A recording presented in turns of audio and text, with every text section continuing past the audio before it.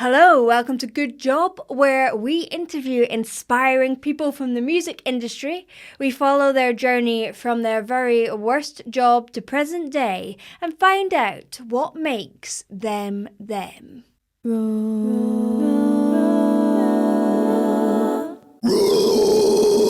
That roar was Oli Peters from death metal band Archspire. Oli is well known for a fast-paced machine gun-like distortion style, and I have been super interested in the origin and the development of this technique. We don't want to fall behind and just be irrelevant because we're so stubborn that we don't want to evolve. In this episode, we talk about the reasons that you should pursue music, how he taught Jason Momoa, yes, that is Aquaman, to war cry, and the pros and cons of specialization versus versatility. What has been your worst ever job? I think that I worked as a bouncer at a dive bar that had shows, and in Vancouver, there's like the downtown east side. There's a street called East Hastings. And we have a really big drug problem there. So it's a pretty bad drug ghetto. And for some reason, I thought it would be a good idea to work weekends as a bouncer there. And it was just absolute hell. I just hated it. Because I'm not a very intimidating or strong person. So I would be in situations where I would have to reason with people and be like, look, you could clearly murder me. Just can you try to be chill because I need to look like I'm tough. What point in your life was that? 8 years ago. And I was also working in kitchens, which I had for a long time. So I'd work in a kitchen and then I would go and do security at night. And it was just not a good time. I've worked in kitchens as well, doing the dishwasher. Oh, nice. Yeah. But very hot. Yeah, it's very hot. And I just sweat, like right now I could be pouring sweat. Like I just sweat for no reason. So working in kitchens is not the best. Also not a great job. Could you have imagined that you were doing what you're doing right now at that point in your life? No, I don't think so. Yeah. No, it's especially with the style of music we play. I don't think. I think anyone that would go into it expecting to make a living off doing it is probably not in it for the right reasons, or not very. Has no real impression of like what it's actually like. Well, what are the right reasons? I mean, because you really enjoy doing it. I think but if you're gonna pick like a genre that because you're like, hey, I want to be a professional musician, then I'd say you would do like studio work or, do something a bit more broad. Like it's a very like horse blinders kind of niche thing to do. So to stick with that, I definitely at that point was like, oh, I'll cook and then I'll go on tour and I'll, come back and cook. And so luckily now I don't have to cook. And if you could tell yourself at that point one thing, like when you were dishwashing and doing that, what would it be? See, my present self always tries to fuck over my future self. I just don't like my future self at all. So my future self would travel back and be like, dude, like maybe don't drink that whole bottle of booze because like it's going to fuck up your liver, or like, make better life choices, I guess, for your health. That's what I would try to convince past Oli, just like make better life choices. But I don't think he'd listen because past Oli was a total dick. Yeah, but all of us look back at ourselves like that. I hope it's not just me.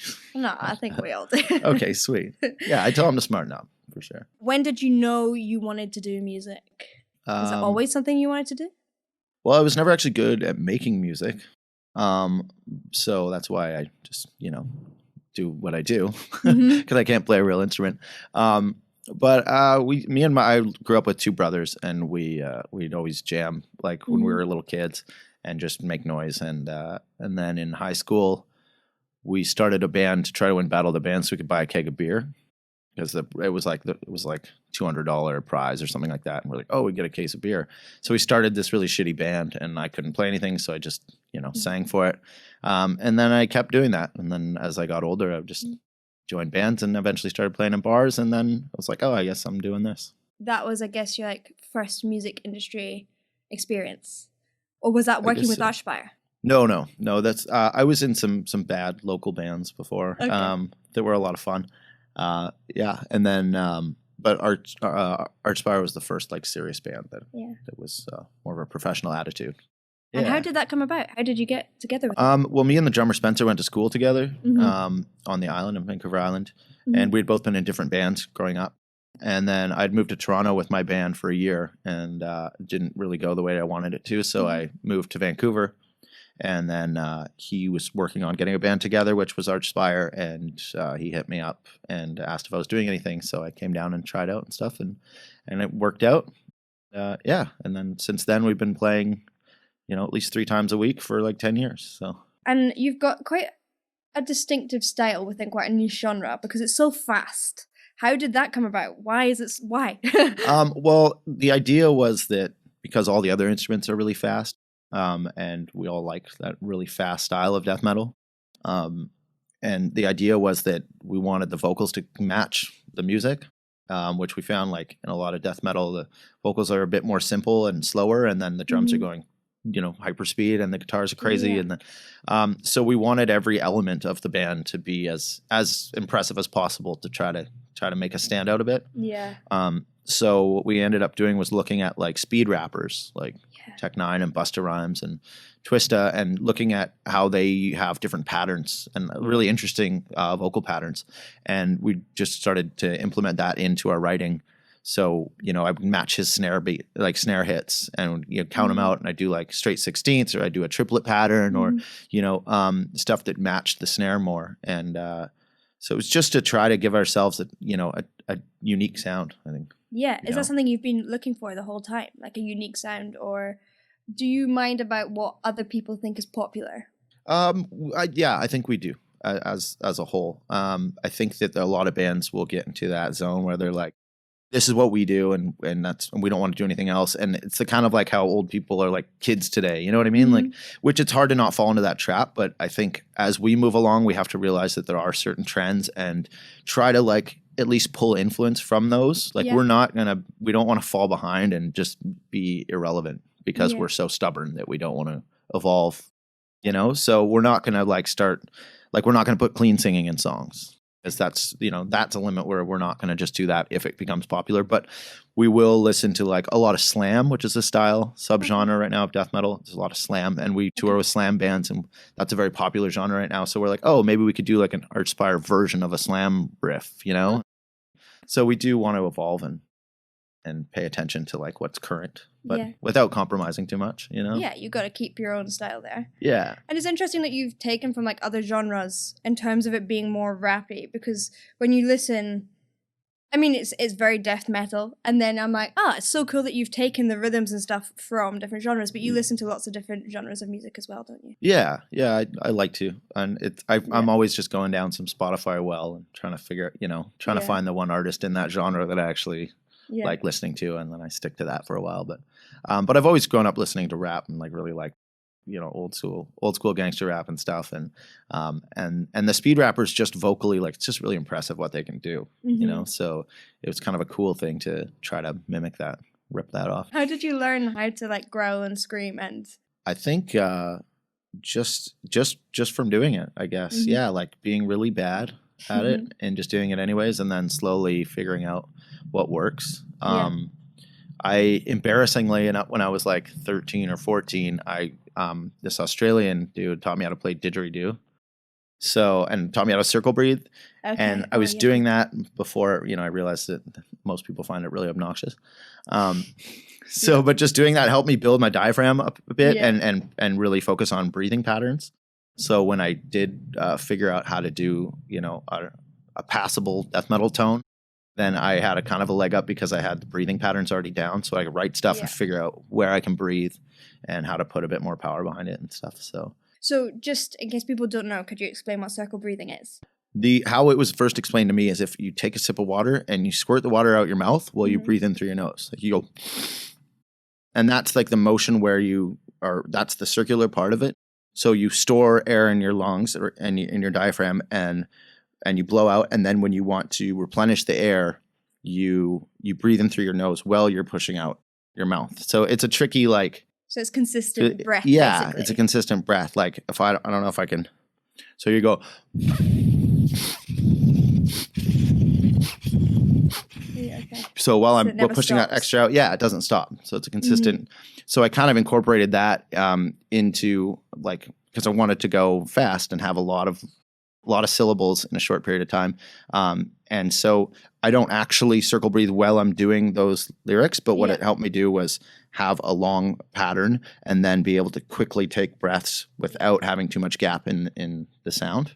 Very handy. So yeah, it totally was. Yeah. Can you clean sing at all? My band makes fun of me all the time because I'm totally tone deaf. I can't. Really? Yeah, I That's can't. so If I do funny. karaoke, it's bad. It's like embarrassing. I can't sing at all. I don't even know what I could maybe pull off. Like it's pretty bleak. That's My so skills funny. are bleak. Yeah. Yeah, but you've got your niche that works. I for do. you. Yeah, but I'm a one-trick pony for sure. I feel like you can either you get to choose whether to be really good at one thing or like quite good at a lot of things. That's true, Most yeah. people are like, I mean, I feel like I'm the sort of person who's like kind of good at quite like a few different styles, but never mastered any of them. Whatever. What's your predominant style? Like what's?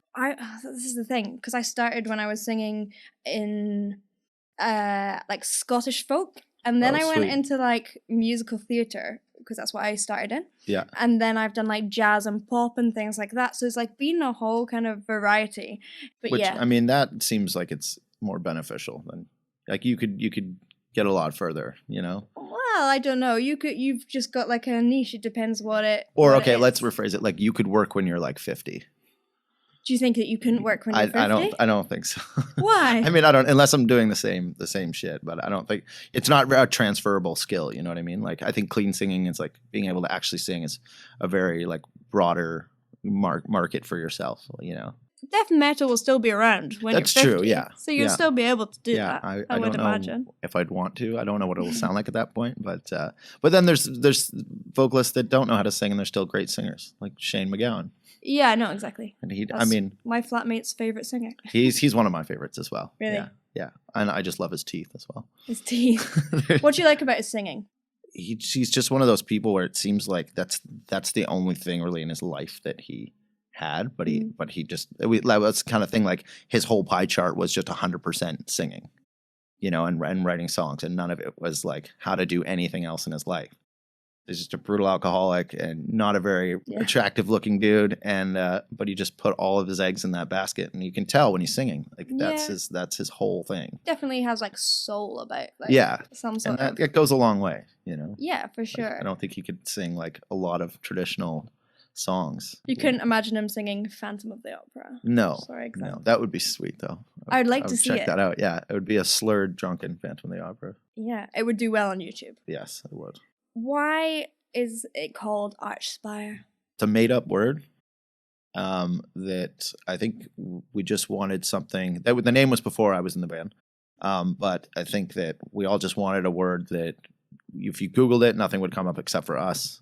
Yeah. Especially in that genre, like there's so much, like it's just there's so many like this word and this word put together. They're both brutal sounding, you know. So everyone just took like Cannibal Corpse. They're like, hey, what other two words can we put together? Why do you think people connect with your music particularly? I don't know. I think that it's really particular to the situation you're in. Like I know that some people will check it out if they're like they'll put it on at like a party or something, or like, and it'll just be noise, and they're not gonna probably go back and re-listen to it and be like, oh, I like it. But then there's the people that'll like put on headphones and they're like going for a walk or put it in the car when they're driving, and they pay closer attention to the intricacy of it, and then something sticks with them and they really appreciate it and they can listen to it, you know, a lot. So it seems like the stuff like people that do like it, you know, you'll hear like, oh, I listen to this album like every day when I'm working out or something. And then there'll be people that put it on and they put it on in like, you know, a certain setting and that nothing really jumps out. Because with the genre, you get a wall of sound kind of vibe if it's in the wrong setting, you know. I think people that are into it are kind of, they've listened to it in a setting where they picked something up out of it and then that caught them, and then they want to keep going back and like picking out different things that they didn't catch the first time, you know. What about live? Do people find you like from going to a live show? I mean, the main thing that we try to do is to replicate the album sound as best we can live. Okay. So that's our like number one goal that we have. And if we don't, like, we'll get off stage and somebody will be like, you know, oh, I butchered that part, and you know. But the goal is that somebody will listen to the album and be like, oh, they can't play that live. Like, there's no way. And then they come and see it live and like, oh, you guys can play it live. And especially nowadays, because our major source of income is merchandise, shirts, and it's not album sales. Yeah, okay. So you really have to be a band that people want to go see live. And I think the only way to do that is to be like, come and see if we can actually play. Yeah. You know what I mean? It's sort of like a, it's sort of to prove something, I guess, which a lot of bands in the genre have fallen short to do. They put out an album that everyone really likes, and then for whatever reason, fans don't feel like they're pulling it off live, and it can really affect them. So yeah, I guess because you can do so much in the studio to make something sound Yeah. good, so it's so important absolutely, to yeah. be able to create Yeah. that. It's also quite hard as well because you just don't have like all the effects and Yeah. the reverbs, or it's just never the same. Yeah. And it depends on the venue as well a lot of the time. Yeah, that's true. I mean, our number one thing is we always have our own engineer that we really Oh, do you? trust, and we tour everywhere with him. That's So, good. Yeah, and we give him a really hard time. But Yeah. I like to be when I'm on stage. I like to just tell the audience, like, hey, if the mix doesn't sound good to you, just go up and talk to him. Just like tell him you want more guitar, because that's like that. he absolutely. Every sound guy like hates that when the person comes up, like, dude, I can't hear the vocals, and like, you know what I mean, like won't let him do his job. So I try to like encourage people to do that to him, just to annoy him. And also there'll be like 5 people in the audience who are like major guitar players who want more guitar, and then you'll have another 5 who want like more bass. And especially in this genre. Yeah. It's like everyone is a musician that wants to hear their thing. Okay, our quick fire rounds. All right. Okay, tea or coffee? Coffee and tea mixed together. Ooh, Tastes gross. disgusting, but it gets you jacked up. Okay. If I have to pick though, coffee, black coffee. Okay, yes. cool. Music or lyrics? Ooh, definitely music. Cool. Yes, lyrics are generally just embarrassing. Cats or dogs? Oh, dogs all the way. Yes. Unless we're talking giant cats, like mountain cats or some shit. They're Do you badass. get those in Canada? No, but I think they're illegal to own. But if I could own one, I would own one. But if not, I would take a dog. Creativity or logic? Creativity, because you don't need to be intelligent to be creative, and that's kind of where I can shine a little bit. Plane or train? I'm gonna go plane, because it's easy to fuck with people on a plane, because everyone's very nervous that they might die. So that's horrible. It's really easy to get under people's skin very, very easily. Yeah. And trains just take too long. Beer or wine? Wine over American beer, but Canadian beer over wine. Sweet treats or savory snacks? Savory for sure. If you got me a box of like chocolates and replaced each chocolate with pieces of cured meat, I would prefer that. That would be. No, you didn't offer to get me any treats at all. No. But if you were to. City or countryside? I think that I always want to be in one when I'm in the other. Fair. So when I'm living in Vancouver, I would like to be, on the island, Vancouver Island. And when I'm on the island, it gets dull and you want to go sit in a stinky bar. Matching or odd socks? Oh, I need my socks to match perfectly. Yeah. I'm an odd sock person. Really? I can't. I have to I have one of the same exact sock like 20 times so that I know I can grab 2 socks and they're always going to be the same. Even if the little rim around the top is slightly different, it just messes with my head. I don't know why. Yeah, no, I don't mind. Sometimes I've got like a fox on one foot and then just spots on the other one. I mean, that's a bold move. It's for fashion purposes, that's better, but the slight difference is what bothers me. If there was extreme difference, I could deal with that. Maybe. Fair. Yeah. Guitar or piano? Piano all the way. Ah, interesting. Yes. Friday night in or Friday night out? I don't know. I think Friday night in, I'm going to say. Friday nights out are just, there's too many people and generally big crowds are annoying. And Modern or vintage? I think modern stuff because it's more user friendly. Black and white or Technicolor? I mean, I would probably go black and white because you can, I don't know. You like the classiness of black and white? Yeah, absolutely. I would go Gives an edge. Black and white is definitely classier. Also for like filters for online stuff. Instagram, black and white's just better. Moose or mouse? I would say moose I respect because they can take on a van. We were actually on tour with a band called The Faceless, and we were like, don't drive through this patch at night. You should wait until the morning because there's many moose. There is many moose. And then sure enough, they hit a moose and almost died and totaled their van. Oh, so they're very scary. Mm. And a mouse is just sort of, just don't really want it in my house, They're quite cute though. Yeah, they're kind of, I don't know if they're like big rats, maybe. You would prefer a big rat? I would prefer a giant, like Master Splinter. That's a cool rat. That is a cool rat. I don't know many cool mice. There was Sherlock the Mouse Detective. Have you seen that movie? I have not, but you've made a good point. He's a really good mouse. What does he hunt for? Like he detects like cheese in places? Well, it's like a British mouse. It's like okay. based on Sherlock Holmes, isn't it? But okay. And the evil one is the rat. I think Okay. you might prefer the rat in that movie. I probably like the rat. Yeah. Hey, this is a part of the podcast where I give you a fun fact about our guest. And Oli is known for his fast-paced distortion style. But what exactly is distortion? When the vocal cords create sound and vibrate in a healthy way, they vibrate in a regular pattern, creating a very clean sound. Now, when you hear that grit in the sound, that is caused by irregular vibrations of sound, making that distorted sound that we hear. Now, this isn't always caused by the vocal cords themselves. In fact, most of the time, it's caused by something else. There are many ways to create a distorted tone, and there are many different terminologies and schools of thought. However, the effect we most commonly call distortion is created, although not always, by the false vocal folds, which are situated above the vocal cords themselves, disrupting the vibration. Other effects, such as growl, think Louis Armstrong, are created further up the vocal tract. Whatever effect you're looking for, it is totally possible to find a distorted sound in an easy, relaxed, and long-term sustainable way if the sound is produced healthily.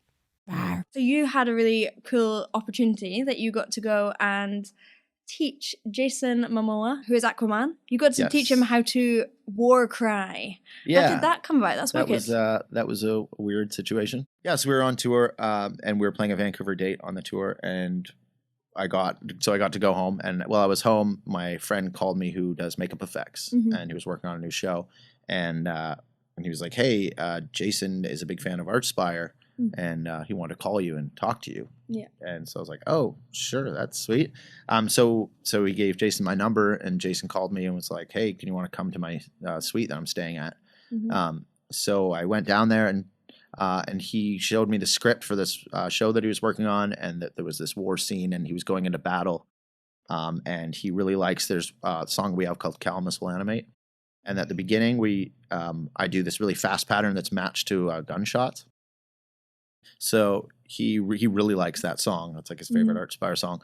So he wanted to have a battle cry that was based on like a similar thing.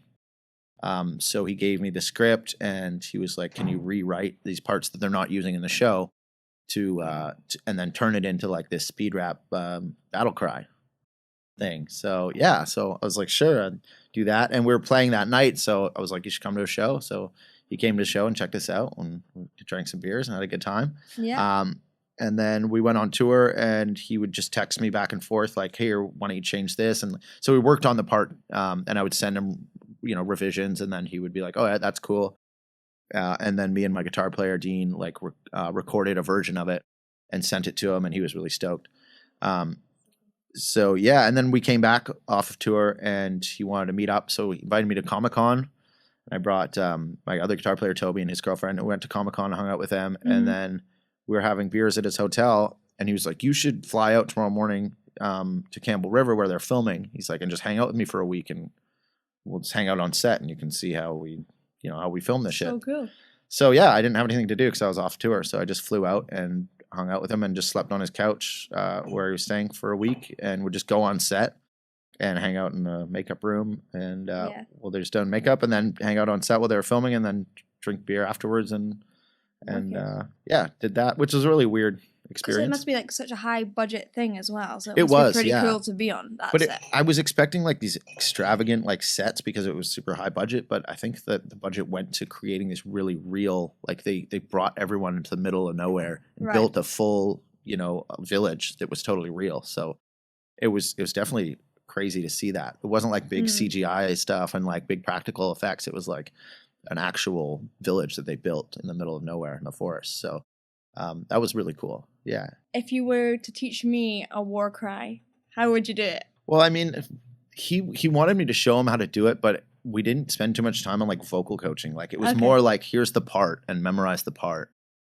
So I wasn't teaching him like how to not like use your voice, because we'd end up just drinking beer together and not really doing much work, So it was more like to teach him how to say the lines, which is basically like, a tongue twister thing, like memorize this line and then speed it up and, and then try to yell it. And he had already, like he yells in his movies Yeah. and shit anyway. So I think it was pretty easy for him to do that. Yeah. I mean, my thing that I could, is the fast thing. Yeah. Okay. And I've avoided doing lessons because I feel like if I were giving, people lessons online, I don't feel like they'd get their money's worth from me. Do you know? Okay. I'm not that confident that I could like teach them how to get that tone, because for me it was just like I didn't get practical training. Mm-hmm. I had to figure it out. Yeah, I learned how to bypass my throat. Mm-hmm. So, like I always like when I'm doing what I consider my proper tone, I can feel it in my collarbones. I can feel like a rattle in my collarbones, and I know that I'm not straining my throat. But I think to teach somebody how to get to that point, it seems really difficult, and I don't know how you do it. But because I think like you're explaining how a certain feeling in your body is. It's so hard with singing teaching. Yeah. In general, any type of singing teaching, because it's just like, well, everyone feels things a bit differently as well. Yeah. Yeah. Because I mean, I know that there's vocalists that I want to learn from that can do like really low guttural stuff, which I am not good at. And I've tried to, I've been on tour with them and tried to get them to show me, and it almost feels like there's a limit to like where you can find in your body, like the ability to do that stuff. I don't know. I think there's a lot of stuff you can definitely learn, but it can be quite tricky if you're just not natural at a certain thing. Yeah. Yeah. And there's some things that just come so easily to some people, like with you, and fast phrases, I suppose. Yeah. Do you slow it down and then speed it up? Is that how you get it? I mean, I think it's a lot easier. For me, it's a lot easier because I write it. And for me, like, for some reason, like I can't remember my mom's birthday, but I can remember like, 1,000 words or like, and then the order of them and then recite them every day. Yeah. So I think it's a lot of like mental memory, just like, like muscle memory for your brain. Like but it's also kind of like, for me, it's like the alphabet where like I start the song and then I can play the whole thing. But if I go in the middle and I'm like, hey, then I'm like kind of lost. Yeah. I don't know. Same. But so I think I could teach people how to write. Maybe. Yeah, okay. How to write, but as far as like teaching the actual death metal tone, I don't know that I would do it. It's such a good job. So you're on tour now. What's it like being on tour? It really depends on where. It's really not an across the board thing. The North American tours that we do, Canada and the States, is a very different circumstance. Like we're in our own van that we own. You're treated a lot differently. The venues are a lot different. Okay. In what way? Like there's not the same sort of respect for artists and venue owners. Like they're kind of like, okay, you should be privileged to play here, and here's what you get, and Europe is like, it's like we're gonna have showers, we're gonna have like healthy food for you. Like they really care that you're going to perform in their city and for people, Yeah. So that's like a key difference. And then just as far as like just the well-being of us on tour, and the circumstances, like in Europe, it's just way easier. We're on a bus that has a lounge, and we have our own bunks, and there's a bathroom. So North America, you're stopping you have to get gas. You have to stay awake with your driver so he doesn't pass out. You have to always stop to piss. You can't, whereas like when you're on a bus, you can just relax. You can hang out, listen to music, go to sleep when you want. So it is a lot more comfortable and more sustainable for sure. And just a lot more fun. Yeah. Also because you're on a bus with 3 other bands. Wow. So all the bands are on the... Yeah, all the bands are on a giant bus. Wow. So how many people is that? So, I mean, it's roughly around 23. Because there'll be a few crew members, and bands are, 4 to 5 people. So it's just a cooler experience, I think, overall, because as long as you're with bands that you get along with. But it's a very tight knit circle. Yeah. So I can imagine it's quite intense. It can be, yeah. Yeah. It's not. I wouldn't say prison because I've never been to prison, but it's almost like, like if the littlest thing is made into a big thing when you're that confined with that many people. Got that many gross dudes all jammed into living in basically a living room for a month. Especially if you're the sort of person that likes your socks being the same. How do you deal with that? Are you like quite a clean person? Generally not. Like the socks is just a thing that I don't know why. I'm not really. But I think that when you're living with that many people in a confined space, you do have to be really respectful. And we're as a band pretty respectful to other bands, not to each other at all. We're really disrespectful to each other. You know each other too well, probably. Yeah. What has been your biggest challenge as a band? I mean, it's such a slow progression to get to a sustainable point where you can make a living. I think that's just been the biggest challenge of realizing that that's where you want to be and not to get sidetracked by other, potential, job opportunities. Or like there was a point in time where our guitar player wanted to go to plumbing school because he's like, we're not going to make money doing this. We had to be like, well, you can't go to plumbing school because you need to be doing this. So I think that's a bit hard for everyone to be like, to stay on track and realize like the only way to make a living out of it is to make it your main focus and only focus. How long did it take to be able to make a living? I think like we're in our maybe third year now but it's so progressive that it's hard to really like, there wasn't like that point where like, oh great, now we're it's making a living. Yeah. And you just kind of at one day you're like, oh shit, I didn't have to work and now I can do this stuff. So it was very progressive. But I think that it's been at about the 8-year mark. Yeah. We started like, okay, now we don't need to get a job. So I think people don't realize how much hard work you have to put into things and how long that actually takes. They just think that you get some sort of break and then totally. Yeah, that's a huge misconception. And it's also with genres too. Like people don't realize like no matter what genre, like if you play pop or you play folk music, like there's a certain amount of time served that you need to put in to get your name out there.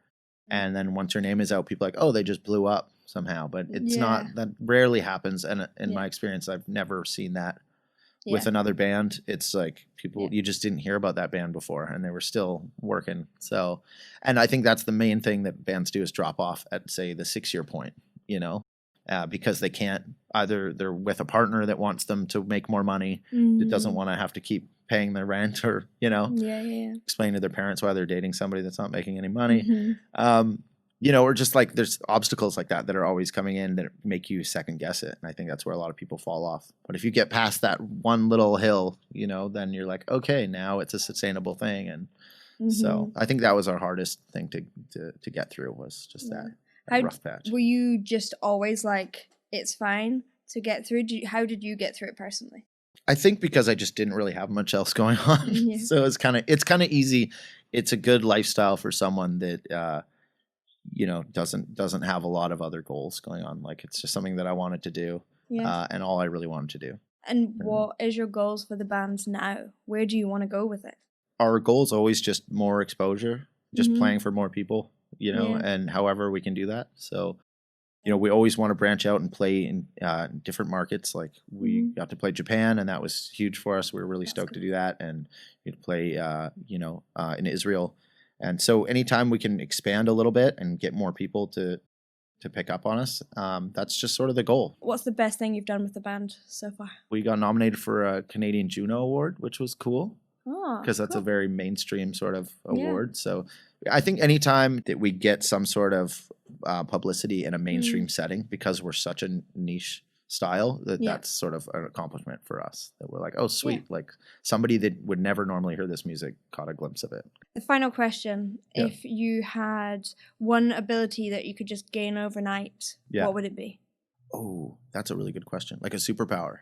Yeah, or anything. I think that I would harness time travel to be funnier than everyone else. So like to be the wittiest person probably. Okay. So if somebody would say something to me, I would, because you always think about witty shit like way after. So if I would like rewind for a few seconds, constantly do that until I came up with like the perfect response. Have a little ponder, sit around for a while. Write it down, like do some, working on it. And then I would just seem like I'd be the funniest person in the world, but I just had more time to figure it out.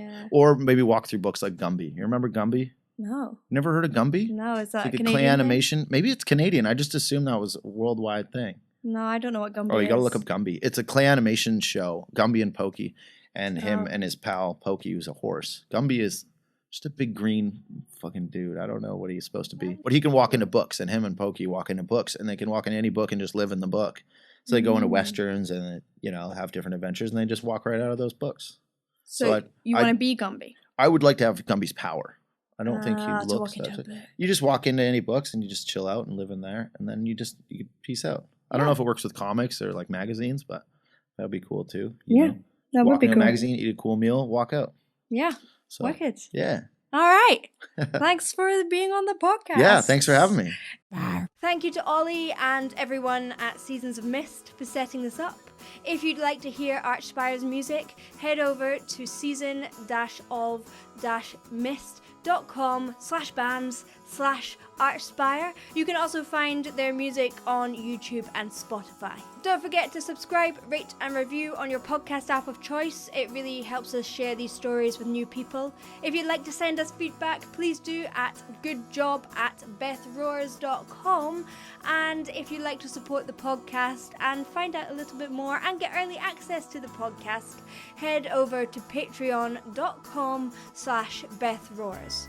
Once again, big thanks to Oli and Seasons of Mist, to James and Kazra at One Fine Play for the initial edits, to Tom, my fabulous co-producer who works so hard on these, and of course, to you guys for listening.